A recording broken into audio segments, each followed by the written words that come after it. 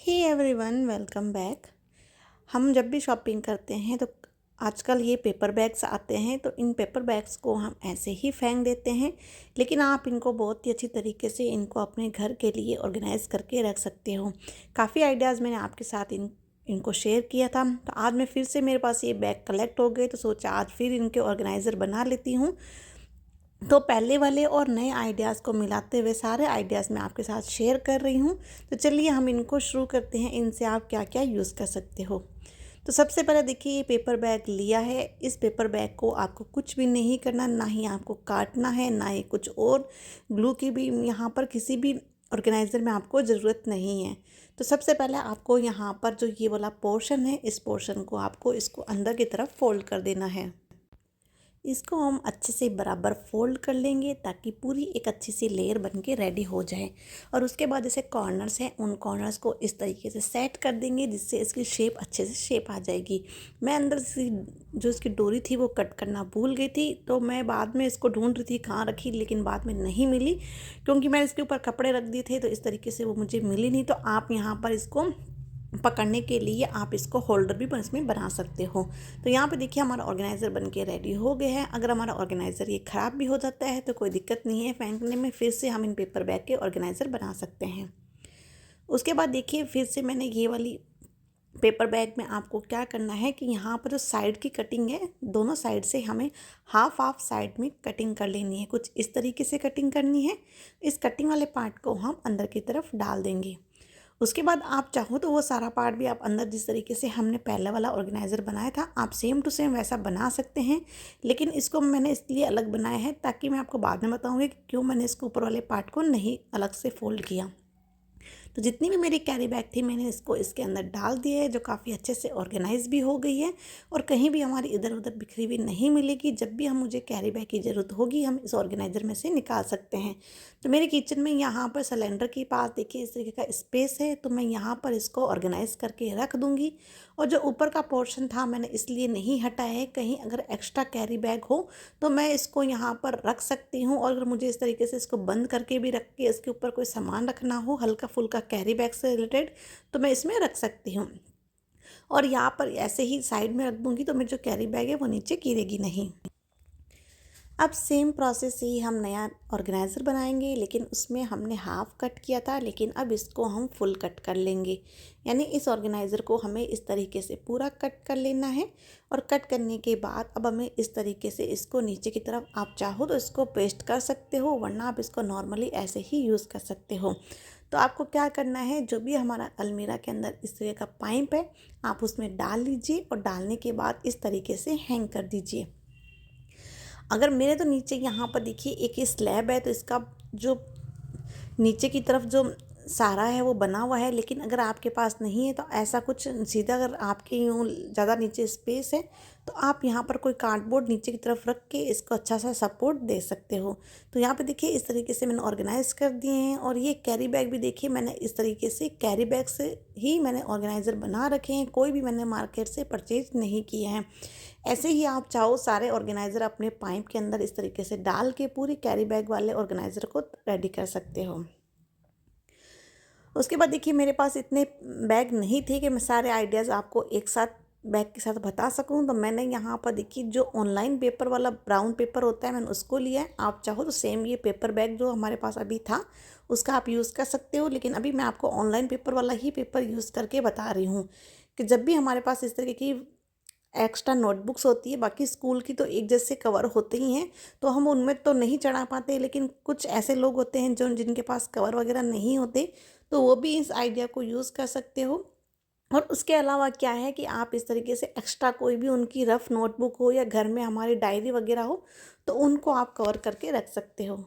उसके बाद देखिए मैंने इस तरीके से फिर से एक ये वाला पेपर ही लिया है। आप इसी जगह सेम ऑनलाइन जो पेपर बैग होता है उसका आप यूज़ कर सकते हो। तो इसको हमें क्या करना है, इस तरीके से हमें फ़ोल्ड कर लेना है, 4 फोल्ड करके।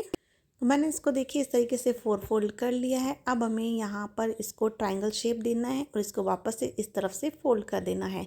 सेम प्रोसेस इधर से भी हमें ट्रायंगल शेप देनी है और वापस से इस तरफ से हमें इसको फोल्ड कर लेना है। उसके बाद देखिए कुछ इस तरीके से हो जाएगा। अब इस वाले पार्ट को हमें इस तरीके से फोल्ड कर लेना है। दोनों साइड से इस तरीके से फोल्ड कर लेंगे तो दूसरी साइड भी हम सेम बराबर ऐसे ही बिल्कुल उसी के ऊपर जस्ट हम इस तरीके से इसको फोल्ड कर लेंगे। फोल्ड करने के बाद आप देख सकते हैं जो ट्रायंगल के ऊपर का जो पार्ट था वहाँ तक हम इसको इस तरीके से फोल्ड करेंगे। तो नीचे का स्पेस कुछ काफ़ी ज़्यादा हो गया था तो मैंने इसको डबल फोल्ड कर दिया है, वरना आप इसको सिंगल फोल्ड भी कर सकते हैं। इस तरीके से आप थोड़ा सा खोल के देख लीजिए। इस तरीके से आपका यहाँ पर एक बॉक्स बन के रेडी हो जाएगा और फिर जो हमारा पेपर है तो हम इसको इजीली स्टेपल भी कर सकते हैं। तो आप यहाँ पर ग्लू या स्टेपल जिसका भी यूज़ करना चाहो आप उसका यूज़ करके इस तरीके से खोलिए। तो देखिए आप यहाँ पर एक डिस्पोजल बाउल की तरह इसको यूज़ कर सकते हो, या फिर एज ए आप कहीं भी इस तरीके से पेपर बाउल बना के आप इसको घर में जिस तरीके से आप यूज़ लेना चाहो एज ए डस्टबिन की तरह या फिर एज ए बाउल की तरह भी आप इसका यूज़ कर सकते हो।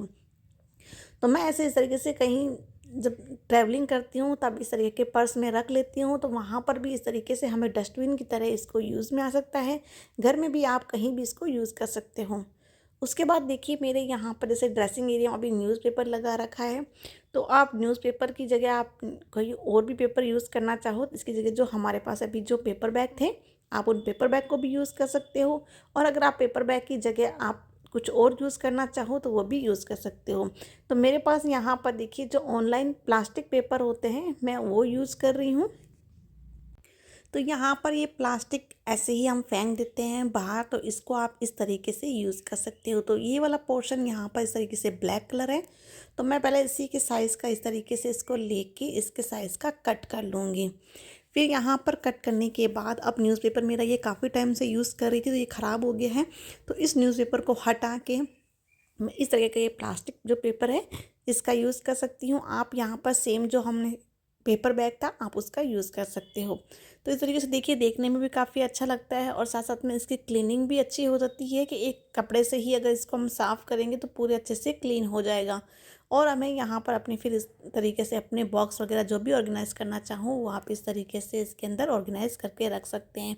यानी मेरे कहने का मतलब ये है कि आप कोई भी पेपर हो, चाहे प्लास्टिक पेपर हो, चाहे ऑनलाइन पेपर हो, या फिर यहाँ पर इस तरीके का पेपर बैग हो, एज ए आप लाइनिंग की तरह इसको यूज़ कर सकते हो। उसके बाद मैंने एक पेपर बैग लिया था, ये भी मैं किचन के लिए ही ऑर्गेनाइज़र बना रही हूँ। तो यहाँ पर आपको फ्रंट में, साइड में या नीचे की तरफ आप कहीं भी इस पार्ट को कट कर सकते हो। जहाँ पर जिस तरीके से हैंग करना है उसके अकॉर्डिंग आप इसमें एक सर्किल कट कर लीजिए।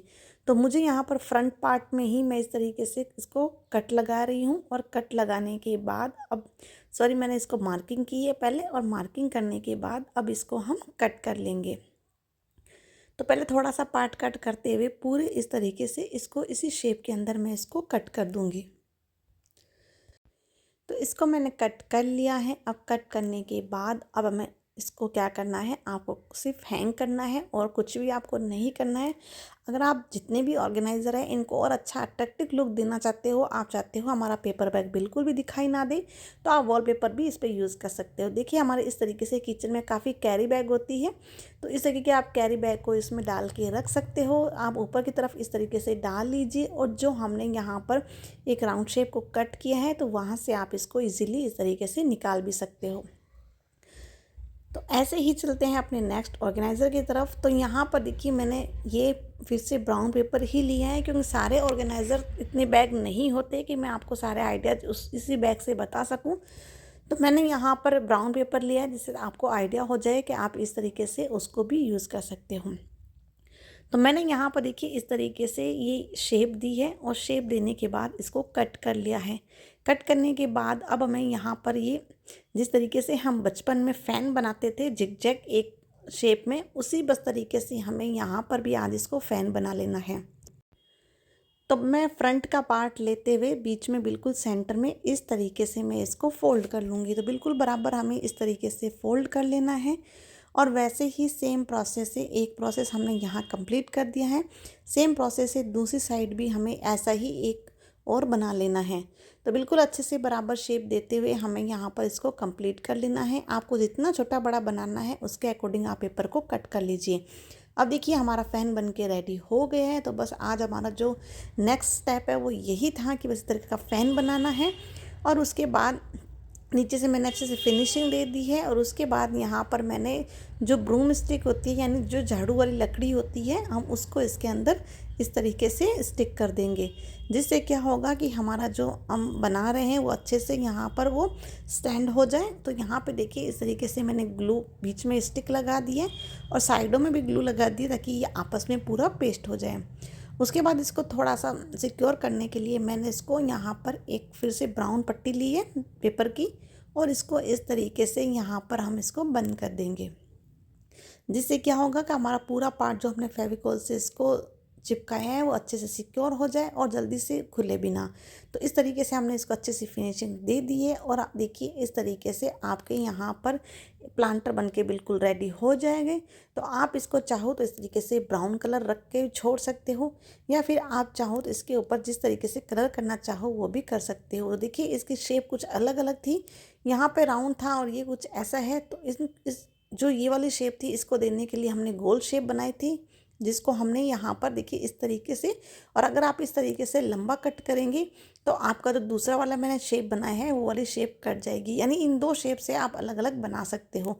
ये वाली शेप कट करोगे तो वो वाला बन जाएगा, और ये शेप कट करोगे तो वो वाली शेप बन जाएगी। उसके बाद आप क्या करोगे, इस तरीके से इसको कलर कर लोगा।